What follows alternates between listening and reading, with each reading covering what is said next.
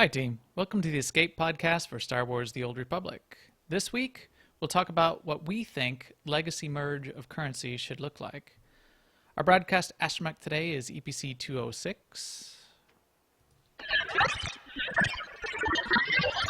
And there he is. And with me, as always, is Seema. Hi, Seema. How's it going? It's going pretty good. It's actually been rainy weather here, so I'm one of those people that like that. I like the rainy weather. It's like a peaceful, fragrant kind of calming time, so I like that. Um, let's see, but in SWTOR this week, let's see, on MFN on Tuesday, we went basically around the galaxy, and we killed a bunch of different things, including world bosses. Um, we killed NPCs for conquest amounts, where you go, we went on, Tatooine and killed 250 or whatever. We did that. And what else did we do on MFN? That is basically what we did, yeah, because we were on the pub side. We were planning to maybe try and do Scum and Villainy, but we didn't have a full 16, and that is a long. We have never managed to finish Scum and Villainy on MFN night. I would like to try that sometime. By the way, I mean, I wish BioWare would let us extend lockouts, and then we could go back the next week and do the second half. But that's a whole nother topic. Whole nother topic, but yeah. Yeah. Then on our ops night, we went and did Tithe and the sisters who I've decided are his aunts. So Tithe and his aunts. And then we went to Dread Palace where we did some progression into veteran. We spent some time on Bestia and got her down. No, did we get her down? Yes, yeah, we got her down, and then we went over across the street to Tyrans and we worked on him for a while, but we did not get him down. However, he got us down, but we didn't get him down. Yeah, But it down to was the fun. ground. I enjoyed it. Yeah. Yeah. Yeah, that's a good place to spend some time. Huh. And how about you? Yes, I do agree on the lockouts, which would also help us with what we're doing in our regular ops night and being able to take veteran mode and spend a little more time in there. Because we still want to go in and play with Tythe and the sisters. And now we've got the first boss on farm. Now we're going to work on the second boss. We'll get that one, get that coordinated, remember how to do that fight. But if we could have a lockout, then we could continue, learn the second boss, and go on to the third boss and fourth boss and fifth fight without having to start over at the beginning. But we're still having fun in there. I also played quite a bit not quite a bit. I played a fair amount of GSF. So GSF has been a little slow, but there's still some of the usual suspects on Jedi Covenant that keep the queues going on a regular basis. One problem, though, is, and this is something I've been meaning to write a strongly worded letter to the world about. there's been some non-optimal behavior in the queues. So here's the deal. If things are really unbalanced, we all have characters on both sides. I have mastered ships on both sides. So the people that are like destroying the other side, because why don't you switch over and balance it out? I do try to do that once in a while. Plus, I like to get the daily done on both sides. So you don't have to only play your one mastered side, because here's what happens. The Imperial side, say the Imperial side is destroying the Republic side, and then they go 50-2, and so then the Republic side gets no, barely any CXP because no one got any medals, and the Imperial side's not even getting very much. I'll explain another situation, but it's like on that kill, and then so on the death match, if you're not getting any medals and you're getting killed, then people just quit and they stop queuing up, and then the winning side, sure, you got a match down there, and you got out, brought out your big guns, and you were a big person, but now you don't get to play anymore. And then Right. and then the other, so usually it's one side dominating for quite a while. At one point later in the evening, the other side dominated one of the matches as well, because I don't know, maybe some people switched over. It's mostly people stick to one side, which I think is a flaw. But another point, and in the evening, there was a a 3 satellite version of the map, and the art. I happen to be on the Empire side at that point. The Empire team 3-capped, and people are even chatting up in ops chat while this is happening, saying, "Don't 3-cap. It's bad for it'll kill the queue for one, because nobody will queue up, and for two, when you 3-cap the map, it took a while to get the thing to even pop because people stopped queuing up because you slaughtered them last time. So it finally popped again. Now you 3-cap. The map gets done so quick that the losing side gets barely any CXP, and the winning side gets half the CXP that you would have gotten because it's over too quick. You have nothing to kill, and so you get no medals. So it's bad for everybody. It's bad for the winning side. So balance it out, or at least give them some medals and some kills, is what I say. But in that example, aren't they finishing it quickly for a quest or something then, too? There is a daily. Is that what they're thinking? A couple people are saying that, yes. So one person said that in chat, but more people were saying, not many people of the regulars are in there just for one. They're not in there for daily and done. So if they would like to play more, then don't do that. So Smoke in the chat room mentions there is a GSF channel. It's a public channel on most servers that you can join. Just do /cjoin GSF. I do join that channel on both sides, and you can chat it up with the players in there. We talk back and forth a little bit. Is the queue happening? Are people queuing up? Hey, queue up.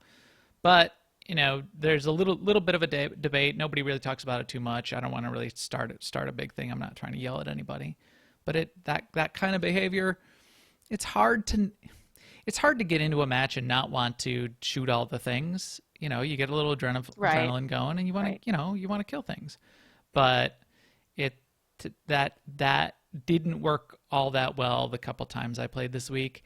And it also resulted in one bit of really bad behavior, which I did not like at all, which was at one point in one of the evenings, the Republic side they weren't even slaughtering us. It was early in the match. They were dominating space on it was just first to 50 kills. They were, close to us, but they were only up like 10-7 in terms of kills. And two guys on our team decided, nobody's diving over there to try to kill their gunship, so this game is going to go nowhere. Even though we're only down by 3 kills, they decided that, this game is a loss. Those two guys then decided to take their ships and ram them into asteroids for the rest of the game and give the other team a quick kill. Again, which gave nobody anything. It resulted in nothing. It resulted in people quitting, the queue slowing down and stopping again, and nobody getting CXP out of it hardly. So that was terrible behavior, and that I did not like one bit. If it's lopsided just because people have trouble holding back, I get that at least, but don't do the other thing.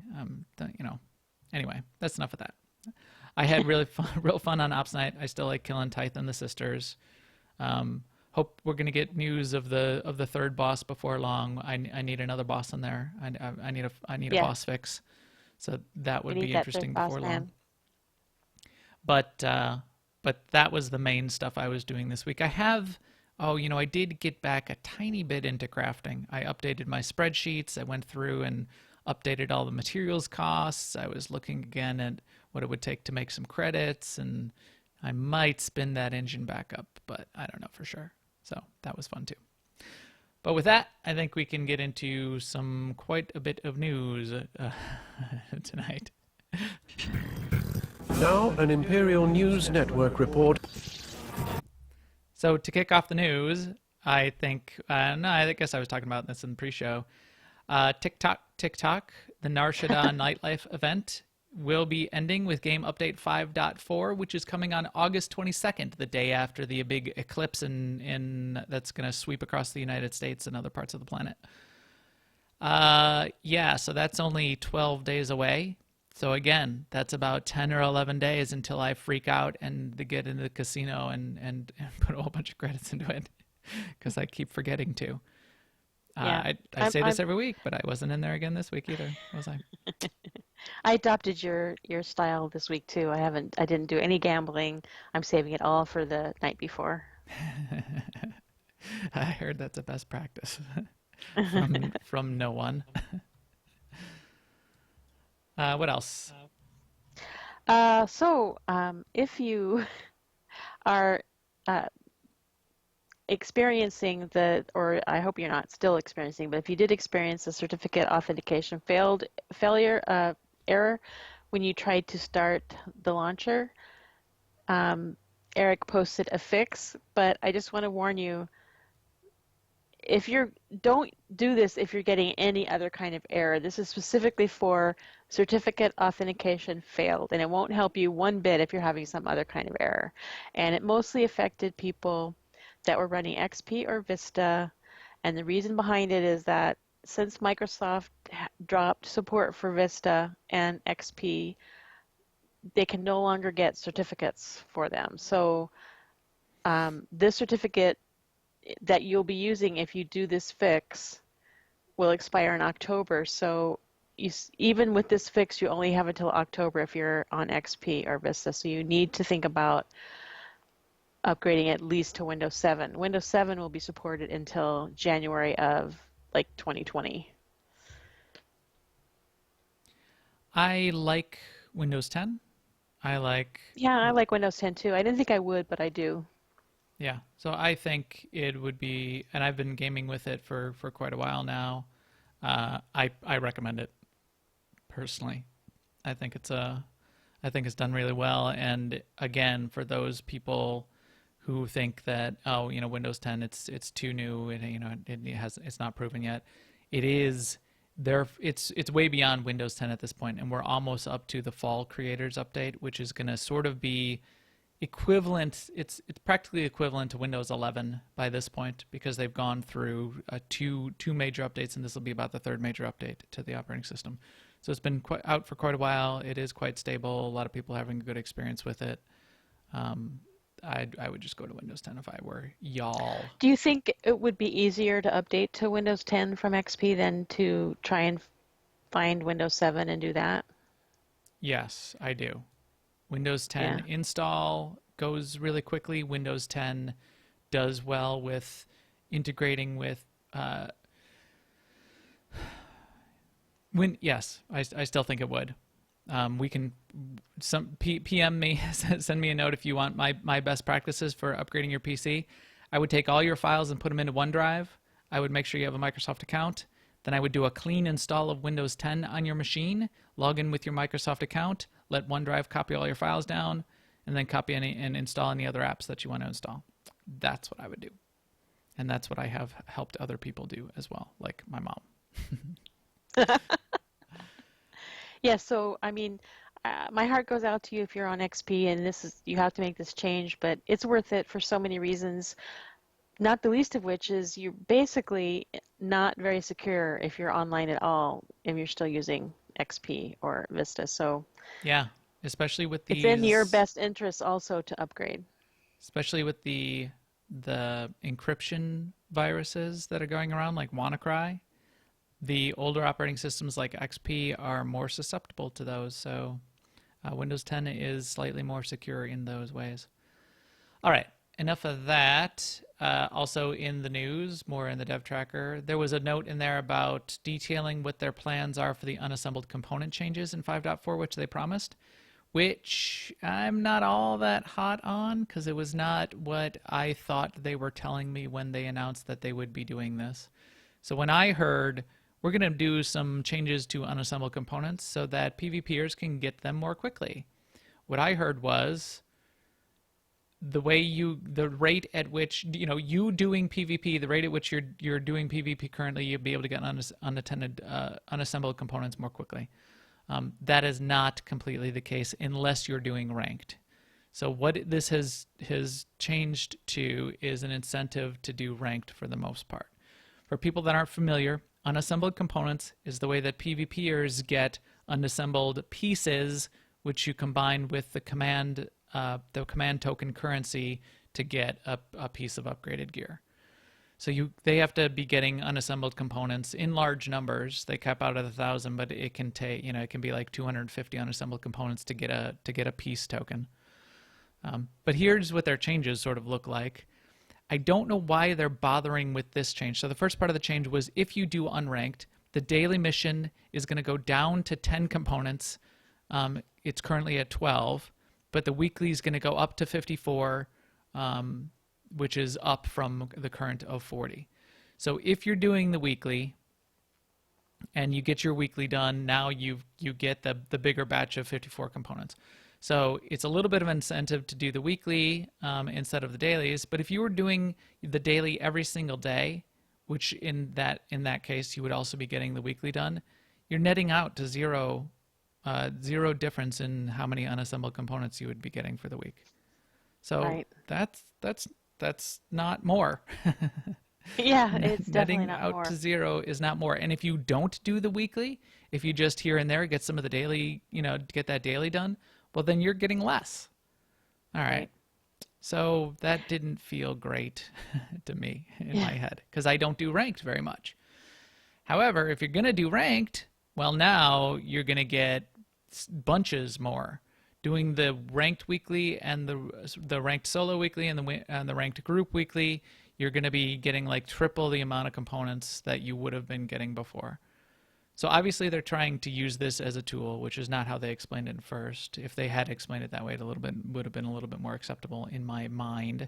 My expectations would have been set correctly, which was we're changing ranked component structure so that we incent people to be getting in the ranked queues more often and not just sitting those out because it's just as easy to do the unranked queues and spin through those quickly. Well, I mean, maybe they didn't say this when they announced this particular change, but that is one of their goals has always been that you get more command XP for the more difficult content. Yeah, more command XP, more components, but you already got more. So now it's Right. Yeah. The expectations were wonky on this because people were expecting to get more, and now they'll get the same. It's the same on the unranked. And they have to even play a little bit different in order to get the same. Yeah. Right. So that's that. Also, on the forums this week were the proposed balance changes for lethality operative / ruffian scoundrel and fury marauder / concentration sentinel. And you can go check out those threads if you want to provide feedback or take a look at them. They weren't huge. It wasn't a huge list of changes like we have had in the past, so go check it out if you're interested in those two classes. Yes. Yeah. It didn't seem like that big a difference in either of those. So it looked like a little bit of a buff to Marauder Sentinel, but not very much. In fact, some of the commentary was that it was sort of lackluster and it's still not going to be all that preferred. And then a little bit of a nerf, but not very much to Operative Scoundrel. So chime in there, provide them any other feedback. It seems less dramatic than some of the other changes, so it was less interesting to me also because I don't play those classes all that often. Although I was playing my Marauder last week because of the Republic side. Oh, because the Conquest. I was leveling up my Marauder. I put some levels on him. Oh, right, yeah. PvP Season 8 rewards blog has been posted. So they promised this. They're a little late in getting it out, but now they have a whole blog. So if you look on SWTOR.com/info/news, you go to their news blog. They have a whole news article on what the PvP Season 8 rewards are. And they're what you would expect. I don't think it's all that different than what people would expect. You get sort of the banner, you get the flare for your character portrait, you get, and then if you're getting the higher ranked awards, like the top 96 players will get the Macron. I think this is the Ember Macron. Is that what they called it? Flaming Macron mount. Look, so it does have a little bit of sparks coming off of it too. And it doesn't seem too fire. A little bit of fire. I guess there's some fire on it. But that's a little rough because a Macron is sort of like a plant. I'm not sure how to help you with that. Oh, Alexa. A Macron is a little bit of a plant-based creature, so if it's on fire, that's sort of not very But nice you for you. buy this mount, right? You can also buy this mount, but you get the mount. No, it doesn't say. No, so the top 96. I thought the top 96 got it. No, so this is what you buy with the season The tokens. tokens. Yeah. So you get season tokens depending on the tier that you reach in the PvP tiers.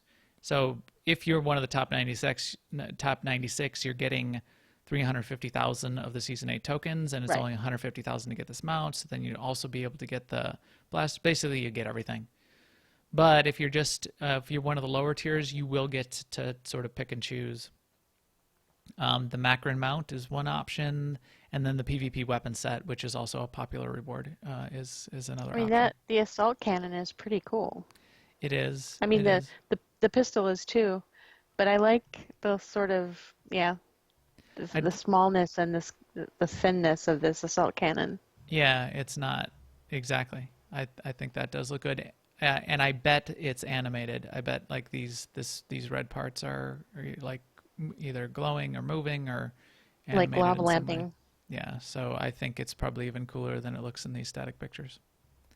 So there you go. And we took them a while to get us this. They should have gotten it sooner. And yes, I do somewhat agree with if you did this at the beginning of the season, it might be even more interesting.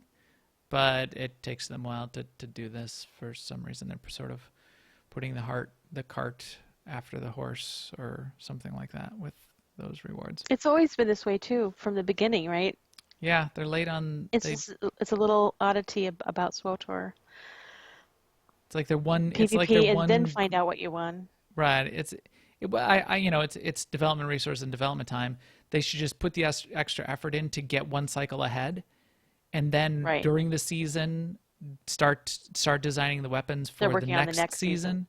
and then you Yeah. would be set. And they would always have the rewards out right at the beginning of the season. They can announce them whenever they felt like is most appropriate, and they would be set. But that's that. In guild and community news, little shout out to I think he had to drop, but little shout out to my ops leader Apple, who's been doing a great job of finding fun stuff for us to do lately and helping run those mandatory fun nights for us on Tuesdays. So he was joking in the chat room about, hey, I heard you have an awesome ops leader. So there you go. Yeah. There you go, buddy. He's one of my Canadian pals. We've got quite a few Canadians and Australians and New Zealanders that are some of my favorite players in the game. So thanks, buddy. Not your buddy, pal. Also, MFN next week will be on the imp side. That's August 15, imp side.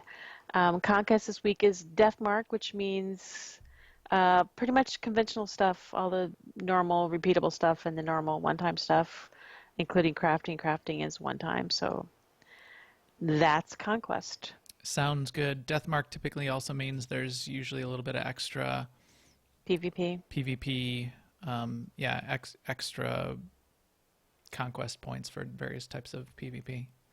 So maybe okay. I haven't been doing much regular PvP lately. I've been doing a lot of GSF, but that's usually part of the the stack of rewards too. I will check it out. And as always, if you'd like to come join our guild, which we hope you will, which is sort of the reason we do this podcast, if not all of the reason that we've done this 206 times, almost 4 years, you can certainly come join our guild, AIE. So AIE-guild.org. You can check out all the games that AIE is in, and we've had a resurgence in a couple of the other game communities. We certainly have what we call our Nomads group, which sort of flips back and forth between non-major MMOs. They've been hitting things like Albion Online lately, and always Diablo, and some of the survival games like Rust. So there's lots of fun stuff always going on, but we certainly want you here in Star Wars with us to come run our mandatory fun nights and jump in on our ops teams. We've got like 4 ops nights plus our mandatory fun night, 4 ops teams going now. So come on, jump in. We could use some backups and some extra players for some of those ops teams too. So if you would like to join in Jedi Covenant, you can do a /cjoin AIE LFO, on either the Republic or Imperial side and try to find an officer. But if you catch us on Twitter or on Discord, which you can get to us off of our guild website, that's a great way to come find us too. And as always, thank you to the chat room. Our chat room here for the show is also quite awesome. It is filled with a lot of players who come play with us on Jedi Covenant and players who play with us elsewhere as well, players from some of the other servers and some of the other guilds. I really like having you guys there in the chat room helping us out, answering questions, providing input. That makes this Thursday night excursion for us always Class A, so thank you. And with that, let's talk about this current sea of currency. Seema? Wield your prosperity as a weapon. Yay! Jackpot. So this came up a little while ago. This was on July 28th. There was a comment in the thread that said they're going to be putting in a new currency that goes with the new release, because there's going to be the new stronghold, this mystery train, this Right. murder on the Orient Express train. So when they put that in, you're going to be needing to run a flashpoint. As you run that flashpoint, you're going to be building up extra currency. That currency is going to be used to unlock the opportunity to buy the new stronghold. It's another currency. They're going to put it in your currency tab. And that sounded a little frustrating to players who were saying, what, this new currency is going to be, per character again? That's crazy. Why are you doing that? This brought up a new point from Keith, who said, yeah, that's because we're in the middle of this other change, which I'm going to let you in on now, which is that we're looking to make all currencies be legacy-based. So this seemed pretty interesting to us. We did some talking and discussion and thinking about it at the time. So he even says here and specifies this includes unassembled components and credits and this new Umbara currency and more. They seem pretty set on doing this. I think there are, even it says I'm not aware of any major obstacles preventing this from happening. We can think of design issues, and that's some of what we're going to talk about. So maybe we can kick it off, Seema. You can sort of give us a walkthrough of what is the current sea of currency types that we're currently dealing with. and we can go first I from want to there. say that this is something that, sometimes SWTOR makes a change and you kind of go, who is asking for that? But people have been asking for this. They've been essentially wanting to store their credits in their cargo hold or in their legacy hold for the longest time, so that any of their characters could access it. So it sounds like this might be that, or at least approaching that. But the types of credit or tokens that we have now, we have the light dark tokens, we have command tokens that come from the command crates, we have unassembled components, which we've talked about where they come from PvP. And then there's the IOCAF shards. And the IOCAF shards drop from mobs, and I think, do you also get them for doing dailies or on I think IOCAF? some of those IOCAF dailies reward shards as well. Yes, I'm sure that Okay. some of them do. So that's what those are. And right now, especially with IOCAF shards, if you wanted to do something with shards on a character, you'd have to go out and do all the dailies, even if you'd already done them on other characters. So this will address that. There's also fleet commendations, and ranked season tokens.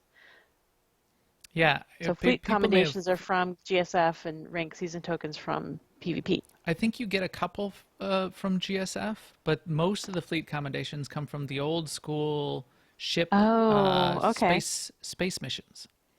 And a lot of what you can buy with the fleet commendations is some pretty cool stuff on the fleet. So if you've forgotten about those old school space missions, you can go on the fleet and there's a vendor which shows you the things you can get for fleet commendations, like a model of this is the Corellian the Corellian Star Drive Flash, which is the similar model to the Flash Fire, which is the Scout that the cool Scout that you can fly in GSF on the Republic side.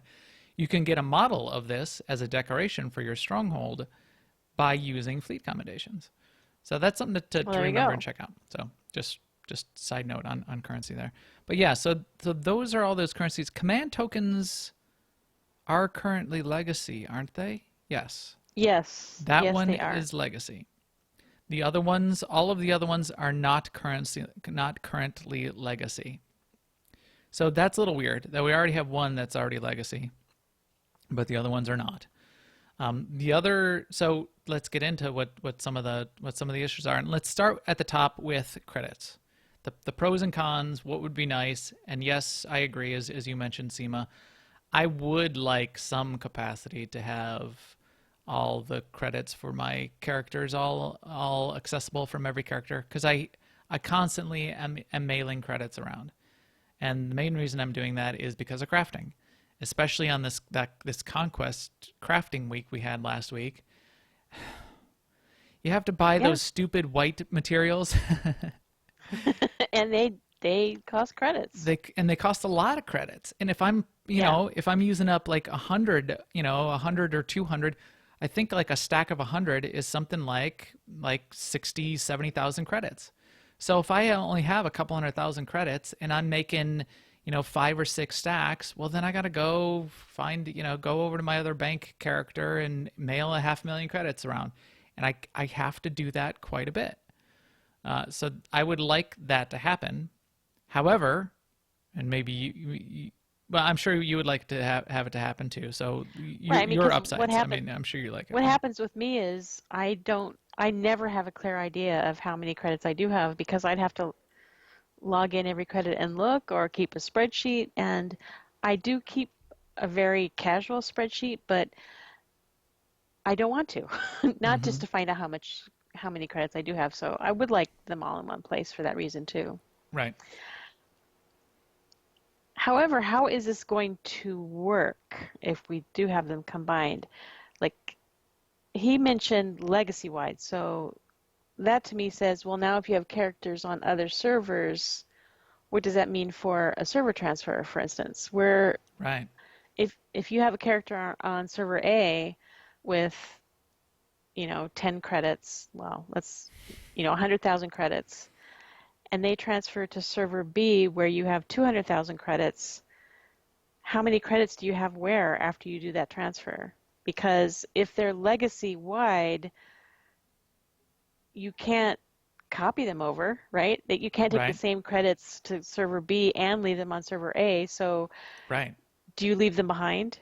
I believe that's how it works currently with command tokens, which are currently legacy wide. If you transfer a character right now and you have a family of characters on one server, those command tokens will stay with your legacy because your character is going to go. And then your character will be able to spend whatever command tokens your legacy on the target server has. But we don't know for a fact how that's, well, we with the command tokens we know because people have done it. But yeah, with credits, nobody's going to want to transfer if it means you have to leave credits behind. Right. Right. If I totally want to transfer my characters, all my characters to a new server, okay. So, all right, let's leave off the table. Let's just do the challenges, and we can talk about our brainstorm solutions afterwards. But Okay. yeah, so transferring and not being able to bring any credits is potentially an issue. We can certainly not copy credits, as you said. That's an issue. Transferring and leaving all my credits behind is an issue. So yeah, that's a problem. Then there's the problem also of credit caps, both the preferred credit cap, which was mentioned in the chat room. Preferred players can only have so many credits per character that then they can buy unlocks to and escrow transfers to be able to take. So escrow is if I've reached that cap and I loot a quest that gives me 10,000 more credits, those extra 10,000 credits go into escrow, which is sort of like a holding account. So as you come below the credit cap on your character, you can get some of those credits out of escrow. There's different ways to deal with that transfer of escrow credits. But if I've got all of my credits across all of my characters and say, I think, what is it? Is it still down at like 250,000 or something ridiculously low for preferred characters? Whatever it Yeah, is, I don't if know what the number is, but there is a cap. and say I've got 20 characters on the server, are you going to make my preferred legacy bank total preferred cap, number of characters or no, current limit times 20 or 25 or however many characters I could have on a server? Because if you don't, then where do those credits go? Right. And in the more extreme case, although this is probably the 1% of the 1%, although I know some of these players, there is just a mathematical cap on credits on a single character, which is around 4 billion. So I think it's like a unsigned integer. So 4 billion something something. That what does it do for those characters? From what I understand, what my expectation is that the data field in the database that says how many characters how many credits your character has can't go above that limit. And I know there are people in the game with credits above that limit. So what's going to happen to them? Hopefully they're thinking Right. about these kinds of things. I expect that they are, but It's like Y2K all over again. it is exactly like Y2K. But I certainly Although want maybe it might not cause the end of the world like Y2K did, though. to make planes flip over and fly upside down and change the magnetic poles of the earth and all Right. those kinds of things. Yes. So there are challenges there just with credits. Now, if you start throwing in all of the rest of these tokens, I think all of those same type of challenges certainly exist with these as well. I don't like these low caps. I No, I never have liked them. I get to some degree why we have the low caps, which is they don't want people banking credits, especially at transition points. So these unassembled components, as you get to a new expansion and we go from level 70 to level 80, usually what they want to not have happen is for people to bank up this extreme amount of tokens leading up to that point, and then as soon as the new expansion comes out, unleashing all of those tokens, getting all of the gear, the first minute of the first day of the new expansion, and then you have nothing to be working towards in the new expansion. So that's why they have some of these kinds of caps. That's why some of these kinds of caps exist. But regardless, I don't like the caps. This 1,000 unassembled component caps, I hit this cap earlier this week. I'm down to 379 because I had to do something ridiculous. Other reasons I don't like the unassembled components. You can only buy the legacy gear.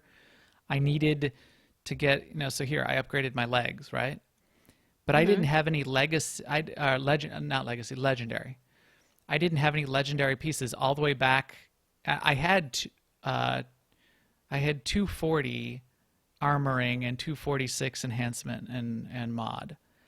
But I had no legendary pieces, so I had to buy a 236 legendary and upgrade it to 242, then take the 242 legendary and upgrade it to this 248, or whatever the numbers were. So I had to spend basically 700 unassembled components to get the tier 4 leg pieces that I wanted. It should have only been about 250 unassembled components to do the upgrade. And the time. But And the effort. But I hit this cap. I capped out and lost some components because, and I used 700 of the components just to upgrade my legs, one piece. Why can I not at least have double the cap so I could maybe bank enough tokens to get 2 pieces upgraded? I don't know. Yeah. It's too low. It's too low. Even if there's a good reason to have a cap in the first place, it's too low. It's always, in every type of currency with a weekly cap, it's always been too low. How about command tokens? Do you keep bumping up at the top of the command? No, well, you've been buying boosts and stuff with yours, you said. Yeah, right? I spend all mine, so I'm actually bumping the other side. I went down to like 12 So here's my trick earlier for today. command tokens. I'm always hitting the cap on command tokens. I have been buying some boosts lately, so now I see I'm down to 2171 out of 3,000. Here's my trick, though. If you look at my, let me open my my Galactic Command Pack Explorer. I have 1,200 command tokens sitting in my command stash. If you don't loot these out, if you right. don't claim them out of your command stash, they keep stacking up and stacking up. So I don't think, this isn't really an exploit, but this is probably a loophole that they may want to close at some point. I'm over the cap because I've got command tokens stacking up in here. Because if I didn't do that, I would have to just throw away command tokens. So I Right. don't just claim them out of my stash if I'm at the cap, and usually I'm up here by 2,900, and then I end up with a couple hundred in my my command token stash. I'm over the limit. I'm not going to claim them and lose them. So that's a little side note. So on we how to super cap that yeah command we tokens. Fireware, we understand why you do it, but just make them higher. Yeah, just make it a lot higher. So here, Yeah, so that it, Iocath power shards, 100,000. I'm at 849 out of 100,000. That's a good cap. I like that cap. Ranked tokens, same thing. Fleet command, even fleet commendations. I'm at 4,000 out of 10,000. 10,000 is a good cap. It takes a long, long time to get 10,000. You're not going to get it, you're not going to get it in a week, which you definitely will. Look at my light side tokens. I'm capped on light side tokens all the time. I'd like to stack them up, so maybe if they put something nice in the light side token vendor again, I could save up a bunch of tokens. But no, I'm just losing light side tokens now because they capped it down at 100. And that's the weekly progress cap also. The total cap being equal to the weekly progress cap, I don't like that.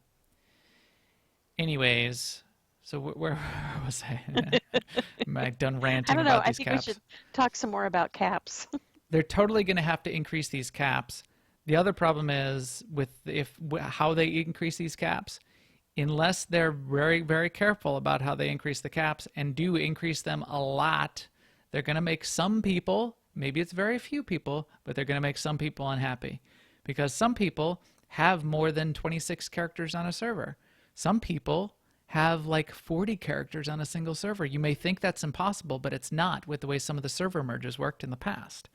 If you had enough character slots filled on multiple servers, they let you super stack the number of slots you could have had open on a server.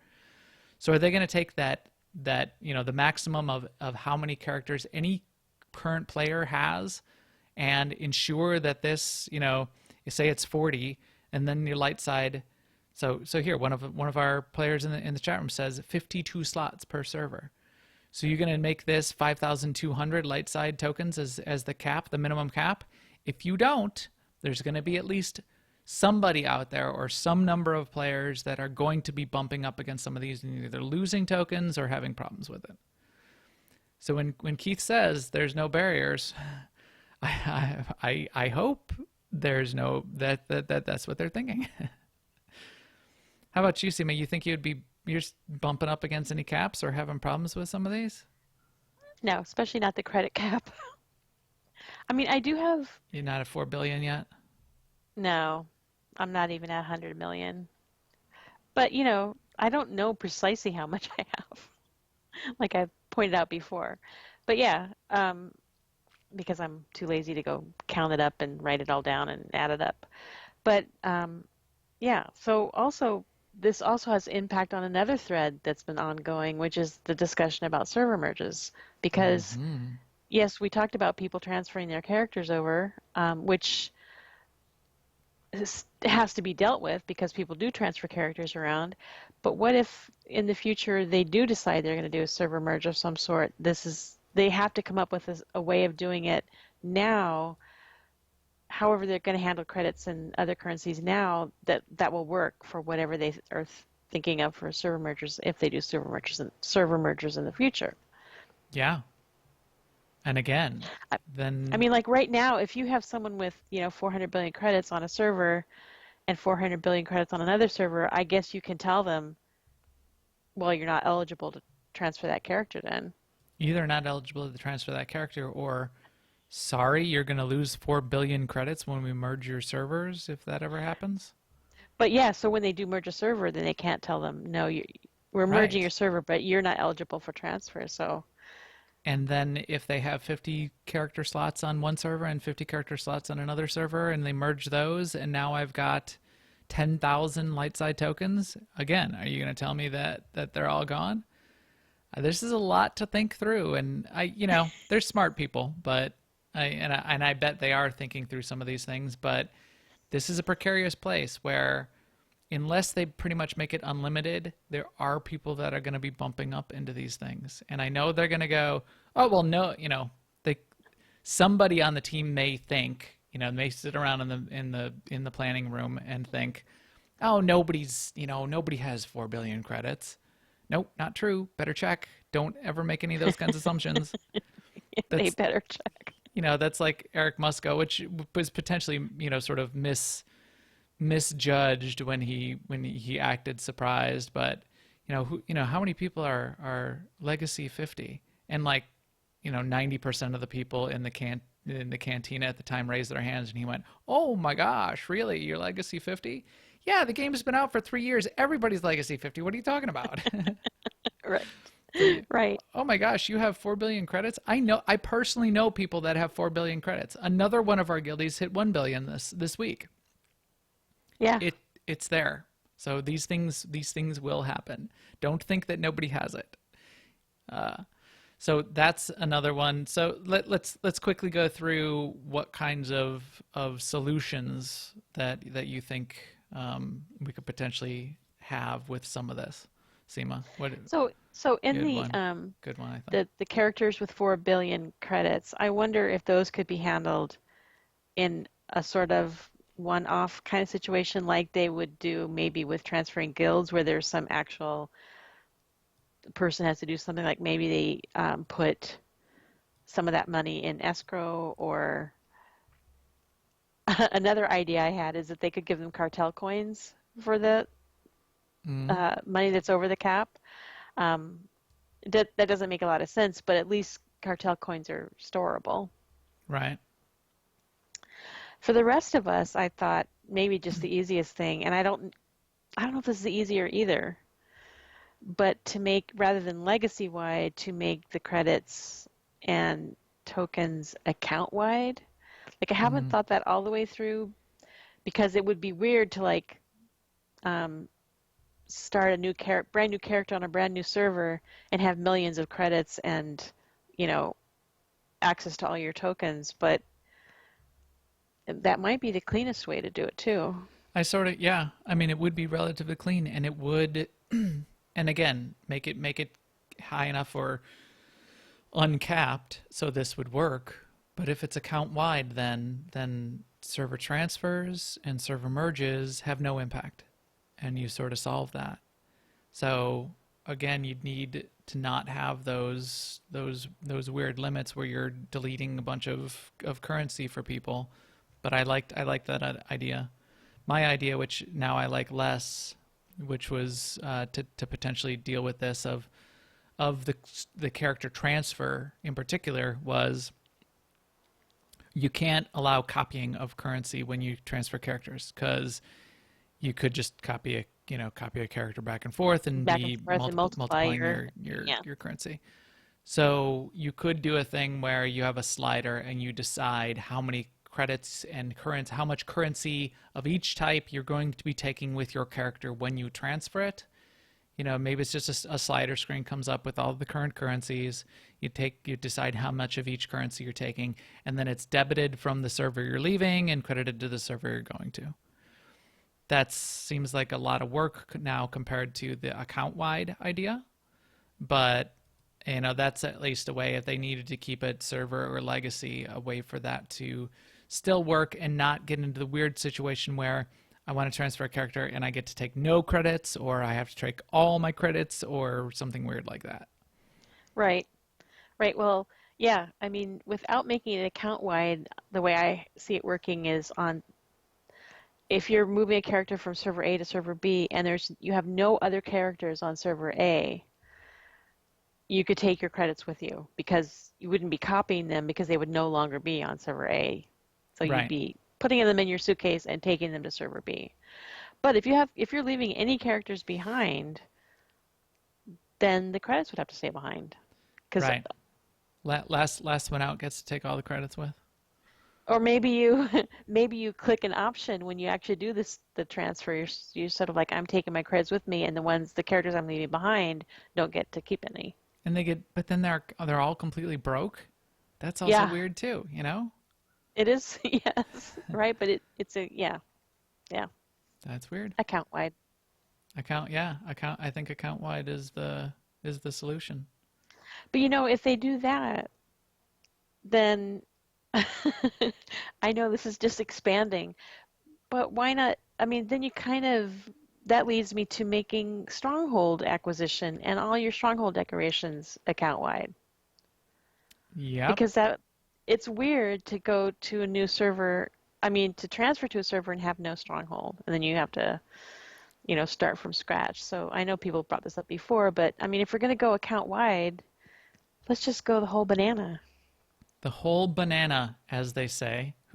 Yeah. I don't know who says that, but I don't know who says that, but the banana for scale.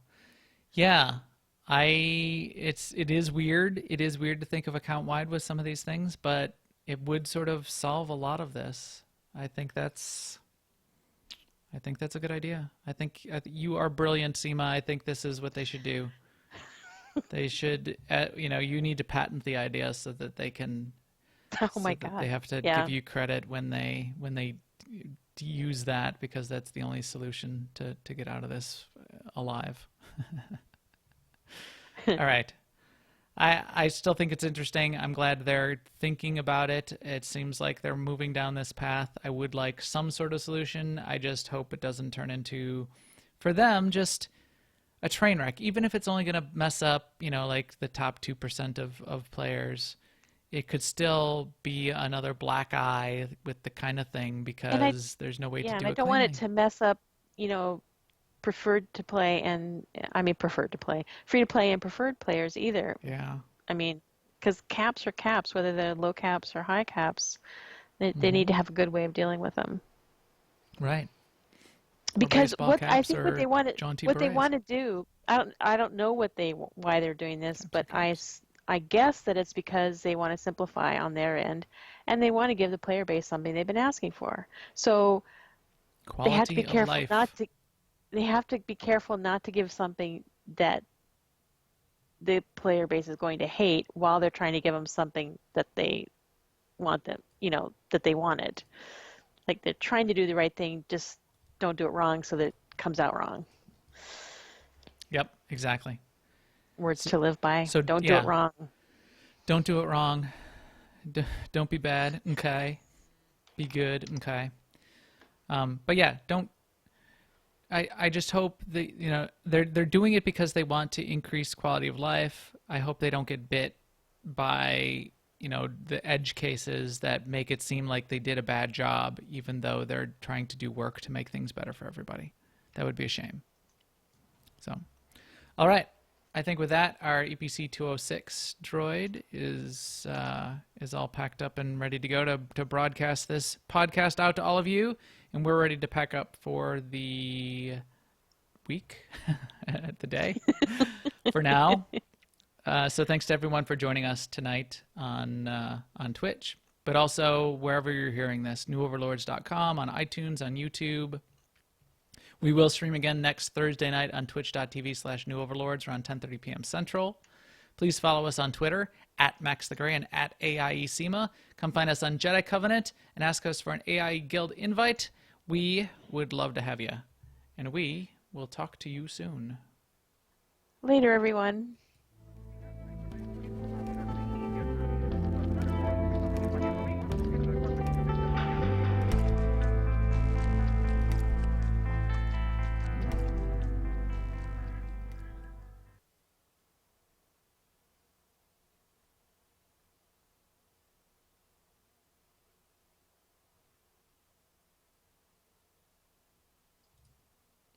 all